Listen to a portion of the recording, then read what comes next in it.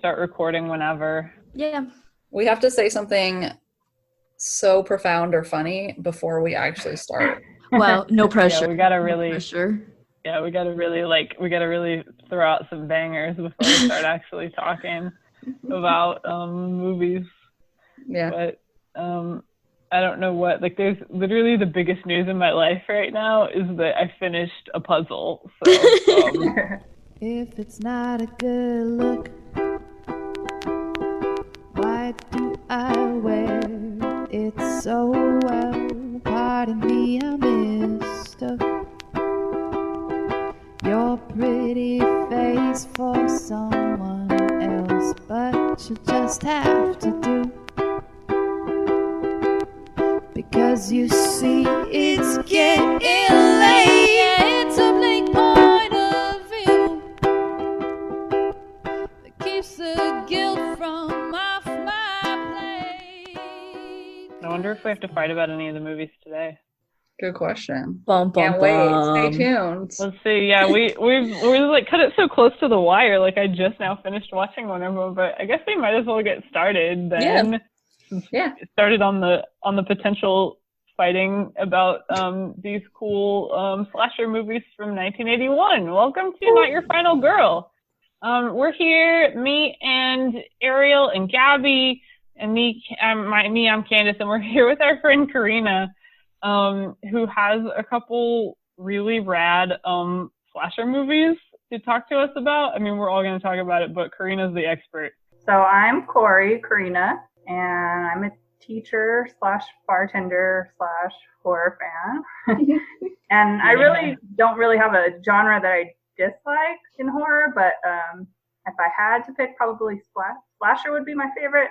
And I picked these two because I didn't want to go with like the obvious ones. So I was thinking of what is something that a lot of people might not have seen. And 1981 is kind of known as a good year for horror in general, and like a year where there were 30 or more slashers. So I thought we'd focus on that year. Yeah, I think it was like 36 or something in that one year, which is insane. I don't know what order we want to talk about these in actually, but I'm going to say probably the Prowler first. Sure. If anyone disagrees with that. Vehemently. No, I'm kidding. Me. The Prowler's fine. Yeah. Tonight, the terror begins again. They never found out who did it. But it had to be someone in town, someone who knew that she was called Rose. And Mark, that guy still might be around here. Oh, I don't believe this. You're talking about something that happened over 30 years ago.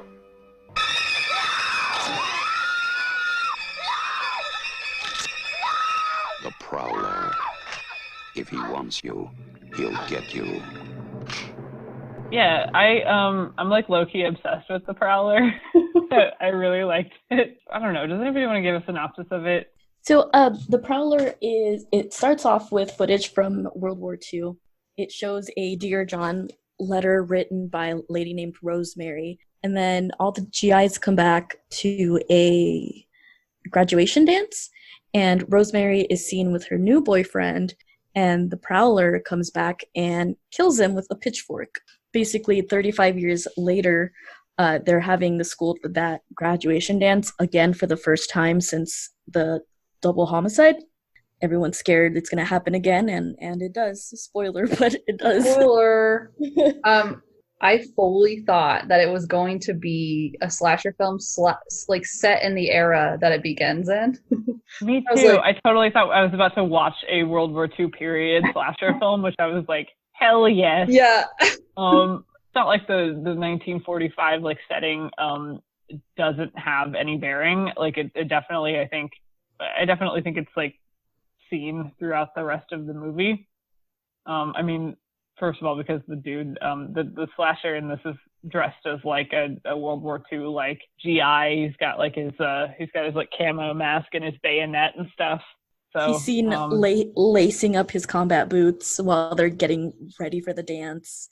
This one kind of has a lot of similarities to My Bloody Valentine from the same year, which I think is a lot more popular, where it's like they're not going to have this dance because of something that happened in the past, and also the killer like being totally covered.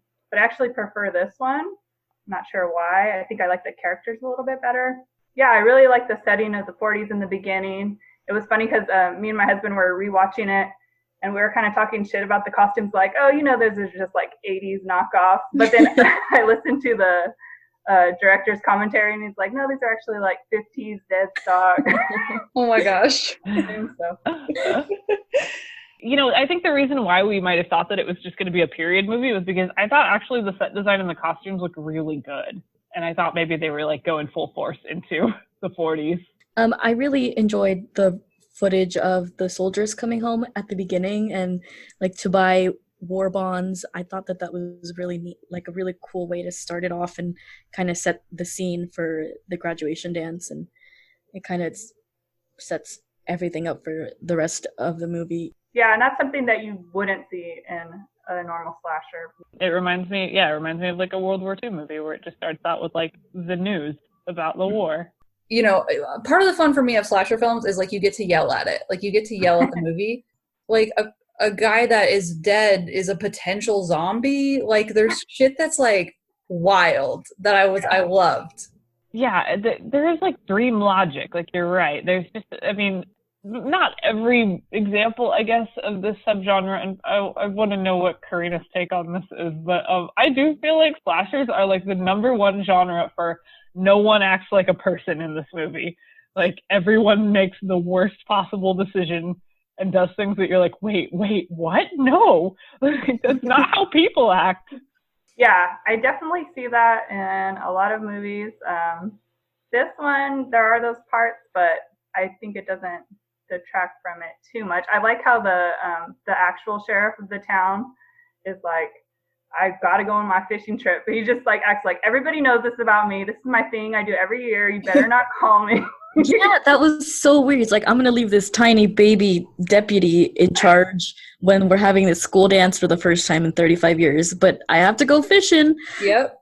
And I really like the cover up for like why that you don't know if he's in his hotel or not, because that hotel clerk, he's like, I feel like everybody has met somebody like this where they just like are so bothered just by you asking them to do their job. He's like, yeah, I could take a message. Yeah. Doesn't want to go check if he's in his room, and he just makes it up that he is. Yes. Yeah. The deputy shouldn't be hanging out with like high school aged girls so closely. Like he's like dancing with them at the dance and like wearing his like hot boy shorts, and like I don't get it. Somebody control this deputy. Because it was a high school. It was a high school. No, I think it was a college. I think they're in college. Yeah. Okay, it's still weird, Gabby. Like it's still weird. It's still weird. Also, okay. He sucks. But like, go ahead then. If they're in college, okay, it's less weird, still weird, less creepy. I thought he was like a cadet or something. I'm like, this guy can't really be a cop. Like he's so incompetent. Yeah, and even he didn't seem confident. Like throughout the whole thing, he's like, "You're really gonna leave?" Yeah. After they've had like in the town nearby, there's been like murders. He's like, "You're still going on your fishing trip?" He's like, "Yep, yeah. I got my fishing hat on. I gotta go." And I feel like our final girl, she's like constantly like putting him in check. Also, I love it. I love. That's true. Like when she is pissed at him, like later on, because he's gonna leave without her, and she's like, "What are you doing?" And she's literally like still wearing his jacket and like stares him down into submission so she can get back in the car. She's like, "Fuck you, dude. I'm coming." He sucks so bad. I was so mad at this guy. Like her friends suck too. It was like this one girl is just like, that's her boyfriend, and she's like just hanging all over him for the whole movie. I'm like, why? Baby, you need to get better friends. That's part of what was unclear to me though, because like she's acting like he's her boyfriend, but that was where it also like the whole dream logic thing really worked for me, because I've definitely had dreams where it's like you're dating someone, or are you dating someone? I don't know, and like and then someone else. I have those too. Totally, swoops in and is like, haha, I'm dancing with this person, and you're like, am I dating that person? Is it confirmed? And like that's how the film feels, because in the middle of it I turned to Brian and I'm like, Brian, are they dating though, or is she just like, I love this man, no one touch him? Like I don't know. The way I took it was that girl, I can't remember her name, but she wasn't like really a close friend with her. She was like someone she knew that was not a very good person because obviously she was trying to hit on her man. But Why was everyone so horny for this man? Can we talk about that? That's important to know. I need to know why everyone was so horny. A lot of people were really horny for this guy, and a lot of the people are just really horny in general. I mean, I guess 80 slasher, it holds up. It is, yeah. But it's for this man. Like, everyone, like, every woman, like, gets hard when they see this man. Like, it is shocking. Is it the badge? It's probably the badge. He kind of looked like a young Christopher Walken. Kinda, yeah. Yeah, I think it's the badge. It's the power. It's gotta be the badge. The badge and the booty shorts. It was really so true. The hot really boy sells shorts. it. Yeah. Yeah, there's a lot of hot boy shorts in both these movies, which I appreciate. There is a lot of I mean, we'll get to Happy Birthday to Me, but there's a lot of like dubious romantic connections where you're like, wait, what? Who is that dating? one is worse. That one is worse. Free love. A fun thing that, you know, for those who like give a shit about this is the special effects guy for the Prowler. Tom Savini. Was Tom Savini. Yep. So for the nerds out there, they can rejoice. Tom Savini did this, and it was great. The kills were really great. The gore was good. The kills are amazing. Yeah. Like, it's fantastic gore. Yeah, I've heard that this is People one of the movies he's most proud of. Awesome. And he worked on this with director Joseph Zito, which they both did Friday the 13th Part 4, the final chapter together, which is my favorite of the sequels. Yeah, I think we're kind of pretty self-proclaimed. We've never really been huge into slashers, but I think this is kind of slowly turning me over, especially Happy Birthday to Me. I was like, oh, okay, I get it now. Yeah, I understand. I've been totally missing out. Yeah, I was trying to think of the reason why I like slashers, and I think there's a few things. I think people, to me, are more scary than like ghosts or vampires or zombies. I also like, not all slashers have them, but both of these have like a mystery element to them. It's like trying to figure out like a whodunit. And then they're just fun sometimes. I mean, even if they're cheesy, they can still be fun to watch, especially with a crowd of people. Yeah, there's definitely something kind of voyeuristic about slasher films too, I think, where you get to see everything from the perspective of the killer and the victims, and you just kind of feel like you're watching over them, and I kind of dig that. Yeah, that's fair. And then also like the artistry, like we were talking about Tom Savini, like that goes into the special effects and like all the creative kills. It's fun to watch, especially when you don't like these teenagers. Yeah. But I actually usually like the slashers where I actually do like the teenagers a little bit more. Well, I feel bad for the girl in the shower. Like, oh yeah, she was fine. She did not deserve to get slowly murdered, like slowly skewered. Yeah, I actually do. I like it when I don't like it when a movie sets up the characters as if they deserve to die. I find that kind of unfortunate. Like some of them, yeah, like that girl who was, you know, just off to steal everybody's man or whatever. Yeah. Like you may not like her, but you also don't want her to get brutally murdered. No. Yeah, that was very brutal in the pool. Yeah. Oh my gosh, yeah. Yeah, I really like the Prowler. I just feel like I just kind of like the sort of like, I don't know, the general like imagery of sort of like World War II coming back, like for the baby boomers and their horniness. Yeah. Kind of fun. You know, basically is like a veteran film, right? Like don't ignore the veterans. So right. Yeah, I almost wish they went more into the like PTSD aspect of it. Yeah, that was actually, I was thinking about that because of the zombie at the end, which like I got done watching it and was like, what? Why did they do that? I had to like back it up and watch it again. Like, what? But I feel like it was like, she like had this weird like flashback, like kind of PTSD hallucination thing. It's like, you know, yeah, it's like it found her, like she like has that trauma now. That's how I thought, at least. I didn't think about that, but that's a way to make it make sense. I like that. In my head, it was that the Prowler has passed on his spirit. Ooh. Oh. I mean, it's clear. I thought, you know what, that entered my mind too. That's not real, but like I'm like, oh my god, he's the Prowler now, motherfuckers. Like sequel time. I just thought they got inspired by Carrie and Friday the 13th, and they needed like that little stinger. Yeah, I think that's probably it. I mean, the quickening of the Prowler spirit did cross my mind. It was like, wait, is there zombies now? Is this like a totally different movie? And then it just ends. It's like, oh, okay. Do you guys have a favorite scene from The Prowler? I don't know if it's my favorite scene, but the shower scene was definitely, I thought, an homage to Psycho, only a lot more graphic and violent. Mm-hmm. 2 more boobs. We saw the boobs. 2 more boobs. I really liked when the Prowler got his head blown up. I think the practical effects were amazing. They slowed it down just a little bit so you could appreciate it a little bit more. Mm-hmm. That was really well done, I think.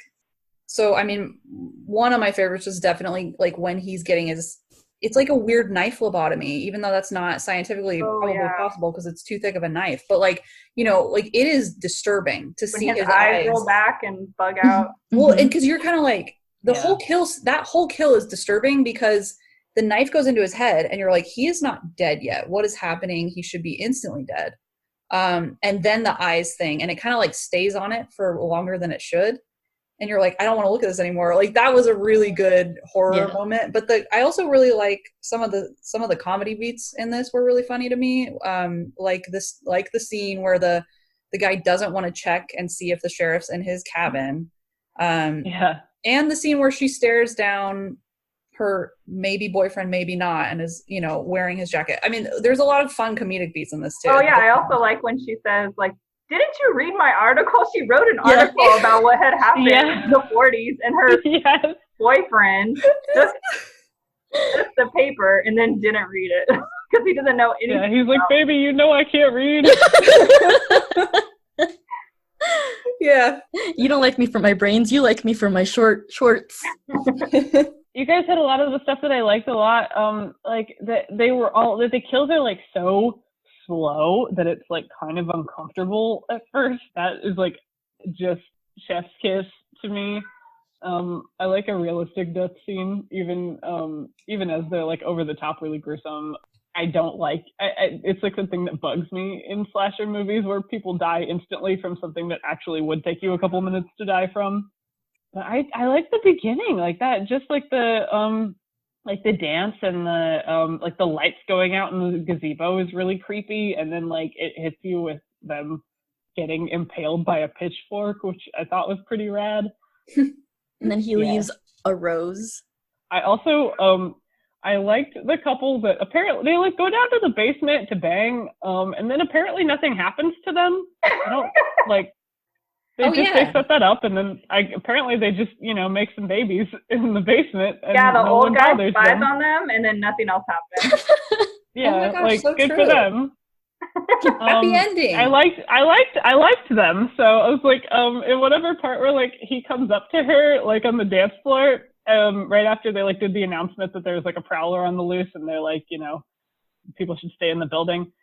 He comes up to her having like not heard the announcement and is like, hey, who turned the band off? Yeah, just completely oblivious. Yeah, I just thought the phrase "turn the band off" is really funny. Well, and that's a great point too, because I think when people think of slasher, a lot of times they think like, oh, you have sex and you get killed or whatever, right? Which is a pretty incorrect oversimplification of the slasher genre. It's not true. Like, it's just not true. I think, Gabby, like you mentioned how slashers are like, it's voyeuristic, but it's voyeuristic. You're right. You're watching from the victim's perspective often, but you're also watching from the killer's perspective. And I think people remember that voyeurism. And so like they might think of like, it's pretty memorable, those scenes when the teens are having sex and then they die, but it doesn't happen all the time. It's not like they hated sex in the 80s and wanted to tell teens not to have sex. That's not what it was. I think it was more of a like, hey, you obviously have your guard down and you're in the moment when you're with your partner, and so you're not gonna hear all the little creaky noises when the killer's coming to get you. That's when you have your guard down, you know? Yeah, I agree. It definitely makes you more vulnerable, but I think it started out as that, and then it became a trope, and then yeah, it started being a thing that happened. And plus, it's just cool for people to get murdered while they're naked. I think it's visually appealing. Bloody boobs. Bloody tits. Bloody You gotta boobs. love it. So But- they actually re-released this in 1984 under a different title called The Pitchfork Massacre. So there's a couple of taglines that I thought were really funny. So for the re-release as The Pitchfork Massacre, they said, "You don't need a chainsaw to have a massacre," and the other one was "A four-prong nightmare." Yeah. yeah, why did he have a pitchfork? I don't understand Like, that you would part. think he would have like a war weapon. I but- thought he was like, is he Yeah, a isn't that gardener? weird? Right, like he's got like the bayonet, which makes sense. He has a shotgun that he pulls out at some point, Yeah, he does have a few weapons. which is like, He's a gardener. But, It's like, more why the background pitchfork? on him. I thought he was a gardener. Like, but also like the whole thing, like this whole thing, right? Because you have like the weird, horny old man neighbor. Remember horny old man neighbor? yeah. He was a horny old man neighbor. I think he just was in a wheelchair and wanted to. okay, so that guy was the dad of Rosemary, who was killed. Okay, thank Yeah. you. God. He's the father. He's not actually horny. Just the girl flashed him at the beginning, and he was watching because he couldn't help it because he was just sitting in a wheelchair. Yeah. I guess like I was just disturbed by when the main character's running and she's running from the Prowler, and then the guy in the wheelchair like grabs her and will not let go. Like, I don't know if he was like trying to save her, but it was like a very scary moment where you're like, oh my God, please let her go. And he's the one that didn't Yeah, want to true. dance for all these years. I think and like he just had a stroke, and like, you know, there's nothing he can do about it now. So they're like, we're gonna have the dance. That's so sad. That's awful. That's like that's real. Yeah. As far as I can tell. Well, this one was like I said, I love this one. This one was like a lot of fun to watch. And I really like Happy Birthday to Me too. I want to say probably The Prowler was like my favorite of the two, but Happy Birthday to Me, wild. Many twists and turns. I loved screamed aloud several times towards like throughout the end because I was just like, what? Yeah. Someone's having a party for the top 10. 6 of them will die in the most bizarre ways you'll ever see. Come over here for dinner. Pray you're not invited. Should we, someone want to give a little, as much as you can, synopsize this movie? Yeah, somebody who comprehended it more than me. Okay, it's hard because it's kind of revealed in a lot of flashbacks. So we have this girl, Virginia, who goes to college, and she's part of the, what do they call them, the top 10. Mhm. Like these rich, Top 10. this rich group of friends. And slowly they start being murdered, and it's just kind of like a murder mystery. Mhm. But you start to find more and more about Virginia and her past. This is a weird film. Like, it's wild and it's crazy and it's wacky, but I'm like, but it works like in a way that doesn't feel accidental. Like, it feels like it actually also feels like a very good film. You could like write this off and be like, this is a trash film or whatever, but I think it's actually a really good movie. Like, not even ironically. I thought so too. I thought it was really well thought out, and like all the twists and turns made sense, except the ending. But the twists and turns were kind of deserved. They were well done, and they kind of caught you off guard. I will say I finished it like 1 minute before we started recording, literally. I was Oh my a little gosh. behind today. And so like I'm still kind of like processing, but also I want to say that the place where I watched it had a little synopsis just, you know, like below the title, right? Which I don't normally read anything about a movie before I start to watch it. So I'm like watching like, you know, this like gloved killer like murdering all these like rich kids. And I'm like, wait, but I know who this is. The synopsis told me. I'm like playing this whole like mind game with myself the whole time. I'm like, is it messing with my head? Is there something else that's there that I'm gonna like that makes this not a spoiler? And my brain is still like churning from it. I'm like, I don't know what happened. Yeah, I feel like this is a really hard one to talk about without giving away a a lot. I think it's okay to. We Now, can do I think it. we're just gonna spoil it. Okay. Which I'll go ahead and do. I can excuse like how I can excuse some of the stuff about the ending that's fairly uncredible because I love me a table, like a party with a table full of dead people. I just love that. It's like one of my favorite horror tropes. Yeah, I really like this one. The first time I watched it, it was crazy trying to guess who it was, and then you think you know, and then they have this crazy ending. The second time I watched it with a big group of friends and just like watching everyone else trying to figure it out. So this time was a little bit different, watching it like by myself for the third time. And I think I would actually put Prowler a little bit above, but I definitely didn't used to have it that way. So I think like the first couple times you watch this, you're just trying to figure out the mystery the whole time. And I think it is a pretty good movie, but some things I noticed this time is like when they're trying to make you think that it's someone else is the killer, like that person is just acting like a straight up weirdo. Oh my God, yes. Like, saying things that, why would you say that if you weren't the killer? Yeah, there's like there's a scene where like you can't see this person, but you see like their feet as they like come in and their hand is that, you know, it's like a like kind of point of view, and they like, you know, obscure this character. And it's like during one of the murders, and you know because you see like the victim's like, oh, it's you, and it's just talking to this person like it's someone they know.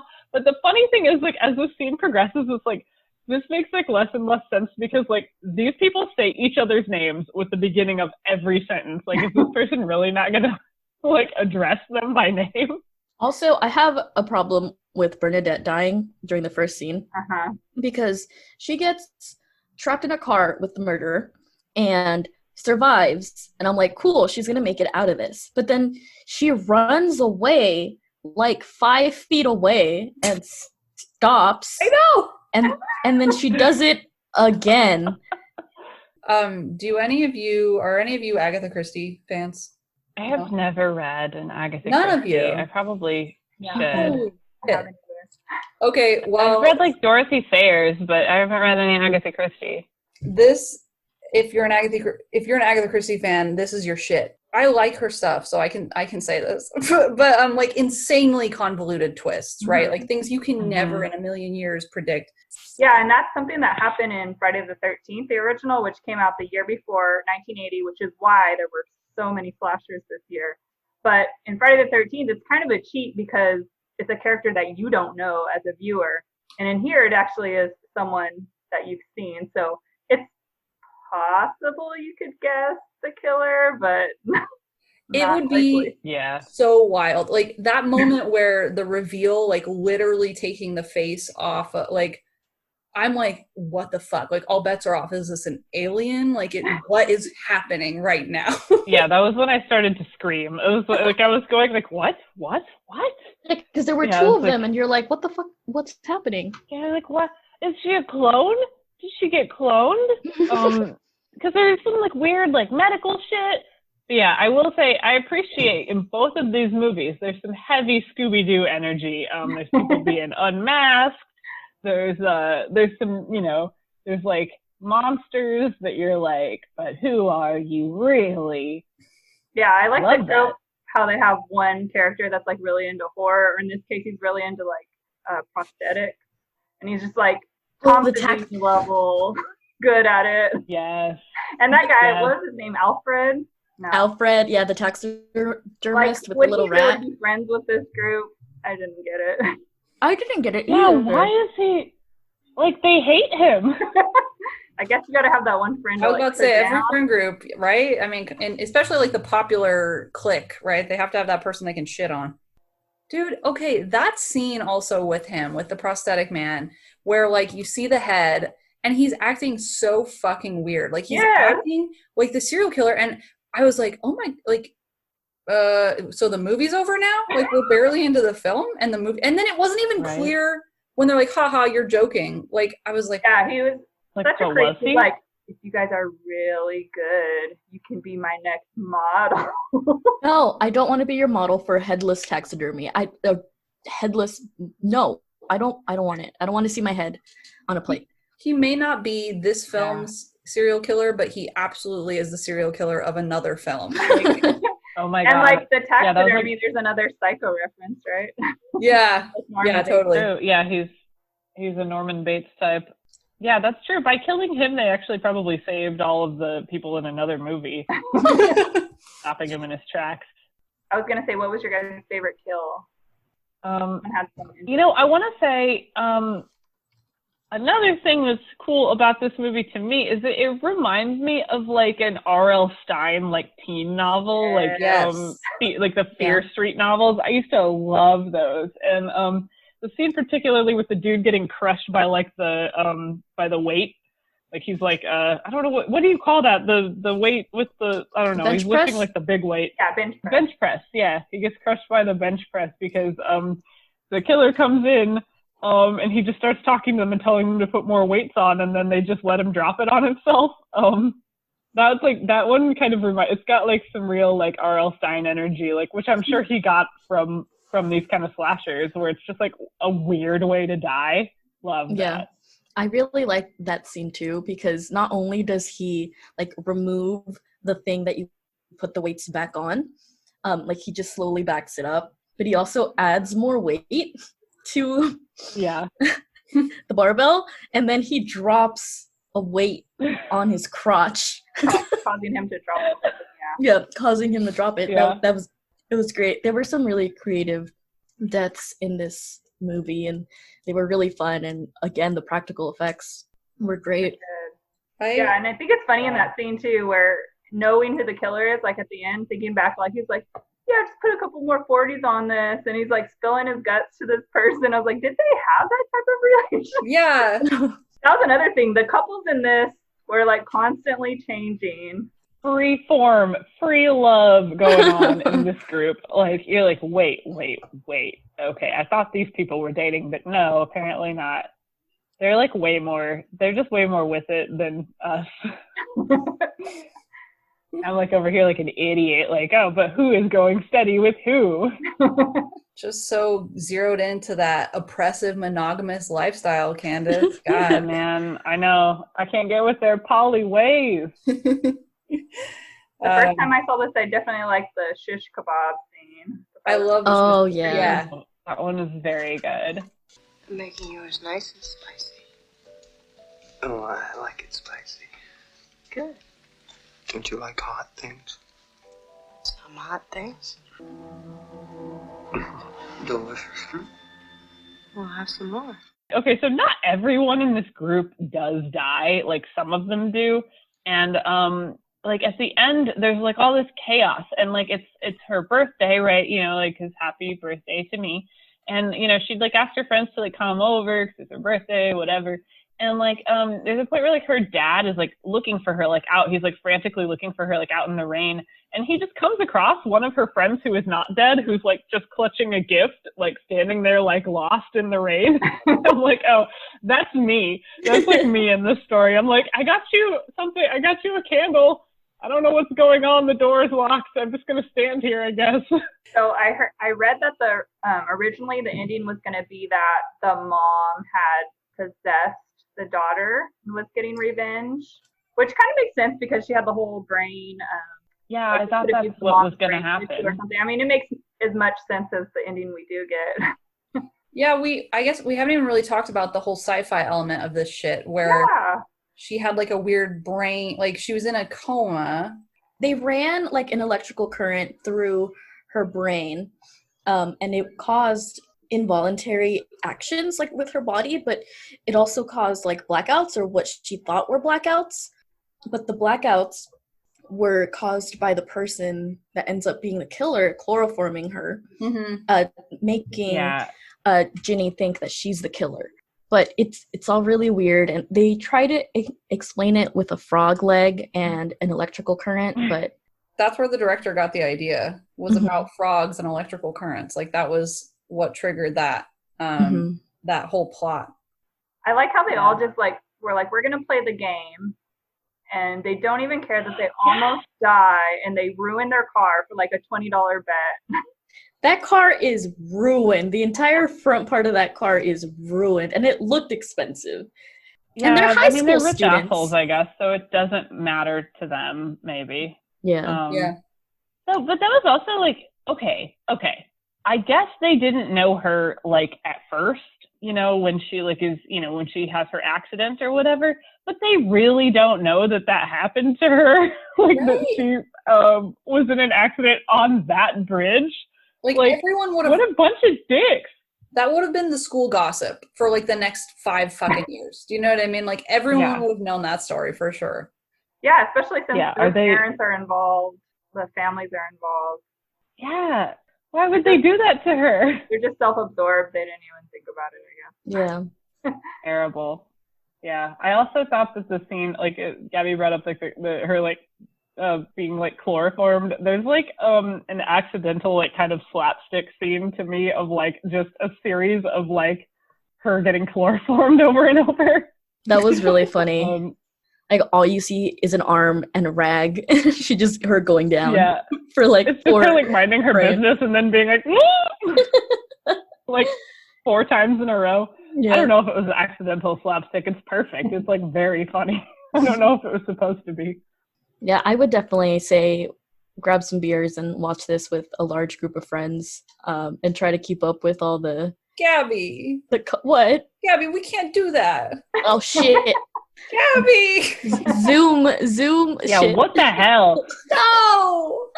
We can cut that out. Slasher films are ruined forever. Well, it's really funny that so I was thinking about it though, because Corinna, when you were saying, like you watched this movie second time with a group of friends, and immediately in my head, I'm like, well, damn, I think slasher films like inherently are better with at least one other person, but with a group even better. Yeah. Definitely. Yeah. Yeah. Well, now I'm sad. The end. Goodbye, everyone. Bye. Gabby's gonna go cry. Yeah. Thanks for listening. Now it's ruined. No, it's fine. We'll be able to watch slashers in the same room someday again, and then we'll watch this and we'll freak out. Well, and there's still ways. I mean, we've found some. There are still ways to watch movies together online and talk shit. Like, where there's a will, there's a way. So, Netflix party is one way, but even like we've done it through Zoom, terrible quality, right? Like you can't even really tell what's going on in the film. But with a slasher, who needs that, right? Like you don't need to know what's happening. Not really. Yeah, it's possible. It's also maybe a good idea to, just a little bit of self-promotion, check out our Facebook page because we have been doing watch parties. And they've been really fun.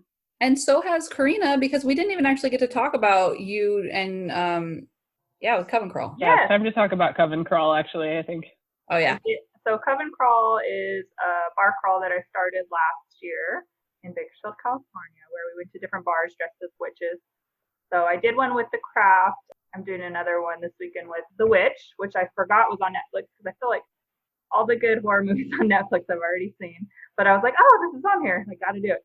And then the Instagram for Coven Crawl is just Coven Crawl, and you can follow them, and she posts updates on there. And I'm sure, if by October we're allowed to do bar crawls, there'll be more information on there. Yeah. But I also wanted you to talk a little bit about Tikiko. And horror trivia. And horror trivia, yeah. Yeah, and they give us 3rd place in horror trivia. Yeah, I work at Tikiko in Bakersfield, and every year I host a horror movie trivia. So last year we did our 3rd year. Ariel, I think you've done it every year. Oh, yeah. So it's really fun. I hope it gets to go on this year, and if not, I'll try to find a way to do it online. But yeah, we can. I know of trivia that's happening online. Like, there's definitely it can happen. I already have most of my questions because I've had time to do that. Yeah. Yeah, we've attended both Coven Crawl and the horror movie trivia this past year, and they were both a ton of fun. Yeah. Really fun. Coven Crawl was like, that put us like out of commission by like 11 p.m. Like that was wild. Oh my god, we drank for like 5 hours or something. It was insane. It was like all day. And it was great. My husband came to pick me up and he said I just had like my witch hat on with my little cauldron. It was like hobbling to the car.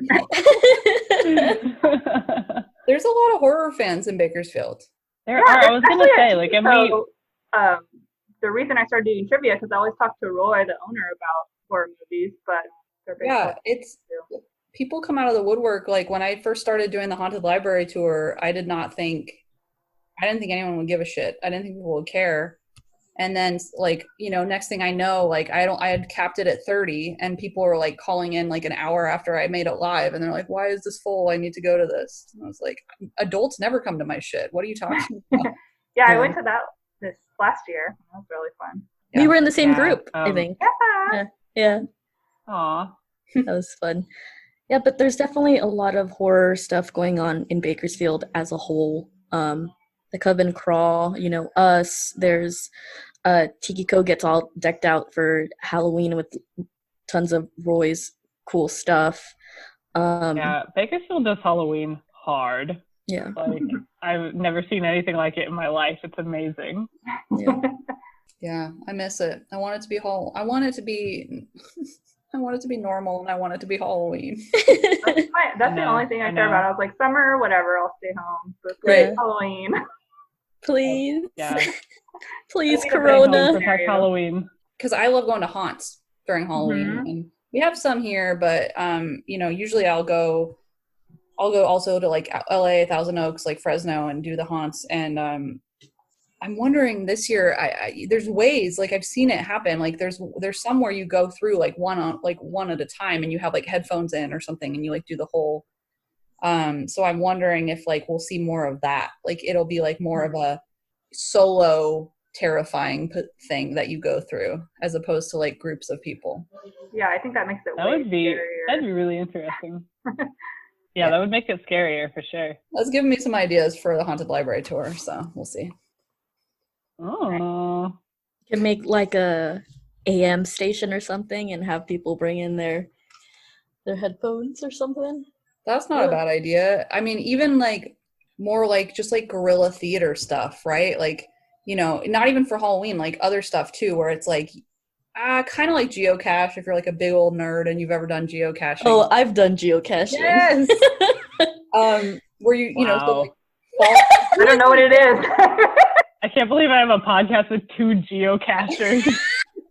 This is now a geocache podcast. Gabby Surprise! No! This was the long con. Gabby and I are gonna kidnap Candace. You're gonna get me one day.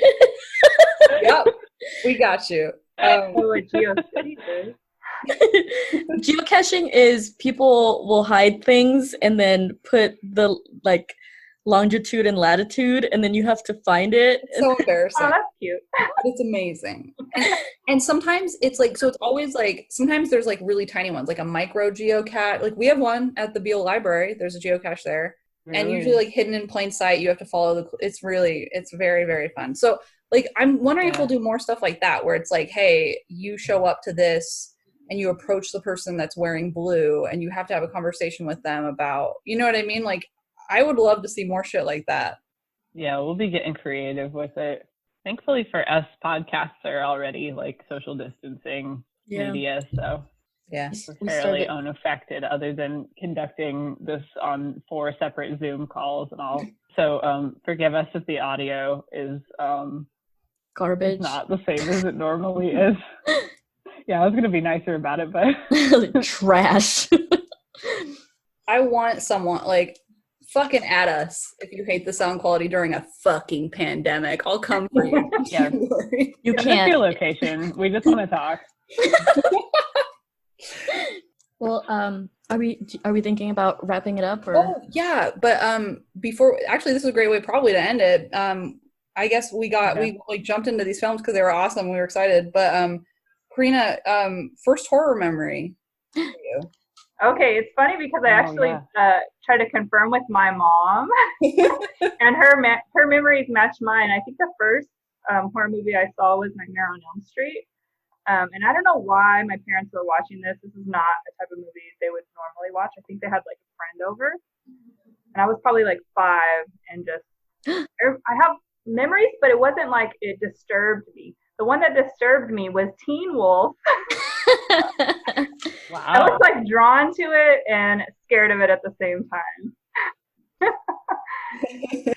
So that was it. I think that's how a lot of people feel about werewolves. Yeah, I guess so. I also definitely liked like scary stories to tell in the dark growing up, Goosebumps, so books. Mm-hmm. I liked Halloween in general, and I was obsessed with The Worst Witch. I guess I still am obsessed with that movie. Do you guys remember this made-for-TV movie with Veruza Balk called The Worst Witch? Yeah, and it's a book too, right? Am I right about that? Yeah, I think there's a book series. I've never read it, but Yeah. I just know it's a pretty low-quality, low-budget movie with Veruza Balk, Tim Curry. Mm-hmm. With her. I was obsessed with that. Veruza Balk and Tim Curry? Yeah. That's like my two weird celebrity crushes. Oh my God. You have to watch it now. Next episode of the podcast. Oh, please have me back if you ever review The Worst Witch. Okay. We We will. go like scene by scene. But yeah, I don't think I really started watching horror like regularly until maybe like junior high. Definitely when Scream came out, when the kind of slasher comeback came around, but just got into it, started watching the old movies, and now that's mostly what I watch. Have you watched any newer horror movies that you really like? Oh, so the last movie I saw in the theater, well, actually two, Invisible Man I saw in the theater, and I like that one. But I also saw this movie called VFW. You guys heard of this? Yes, I have heard of it. I haven't had a chance to see it yet, I though. really like this one. It's like definitely a throwback to kind of 70s, 80s exploitation movies, and it's the same director that did Bliss from last year, and it's about like these veterans that they hang out at the VFW. It's kind of set in a little bit in the future where there's this drug that's kind of taken over the streets, and it makes people kind of zombie-like. And so this girl runs in that had stole the drug dealer's money, and it's just these old guys like defending the girl and defending themselves from these crazy drug dealers. I really enjoyed that one. Yeah, now I'll definitely have to check it out. It's been on my list for a while, and now I have no excuse to not watch it, so. Yeah, it's time to go. I want to watch more movies. We have homework now. All right. Well, thank you for listening to Not Your Final Girl, our cool podcast about horror and being a lady who likes horror, being a horror lady. So thank you to our listeners, and thank you to our usual line of suspects, but especially to Corinna for coming on today. Thank you so much. It was so much fun talking to you. Well, thank you guys for having me on. It was really fun. Yeah, of course. Yeah, thank you to Claire Holland for our namesake, Not Your Final Girl. Check out her book of horror poetry, which is entitled I Am Not Your Final Girl. Thank you to Gabby Steiger for our cool artwork. And thank you to Brian Demarest also for artwork and also for doing occasional movie rants for us. And thank you to Ariel for doing our intro and outro theme, which is called Under Your Skin. And you can find that on Bandcamp, and you can follow. You can follow her Facebook music page at Ariel Dyer Music, and you can follow Gabby Steiger at Rabbit Foods. You can follow Claire Holland at Claire C. Wrights, and you can follow us at NYFG Pod on pretty much anything except for Facebook, which is just Not Your Final Girl. You can send us an email at nyfgpod@gmail.com. Thank you also to Pat Spurlock for making our banner and generally being a cool, collaborative dude. Follow Coven Crawl and follow Tiki Co. And if you're in Bakersfield, please support Tiki Co. They're a little tiki bar downtown that we like to frequent. Yeah, they're doing curbside. They got shirts on page, gift cards. We're going live usually on Wednesdays and doing like virtual mug club. So if you want to join us for that. Virtual Mug Club on 8 o'clock on Wednesdays on the Tiki Co. Instagram. Thank you for recommending these slashers, especially to us self-described non-slasher files. Check them out. You can buy them online. I think they were $2-3 each. If you can find them, go ahead and watch them. And I'm going to start looking into slashers from 1981. Keep it creepy, y'all. Yeah. Bye. Bye, guys.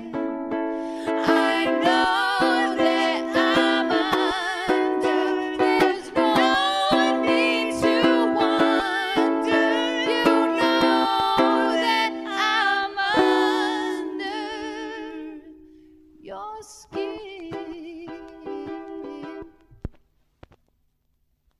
This is now a geocache podcast. Pray you're not invited.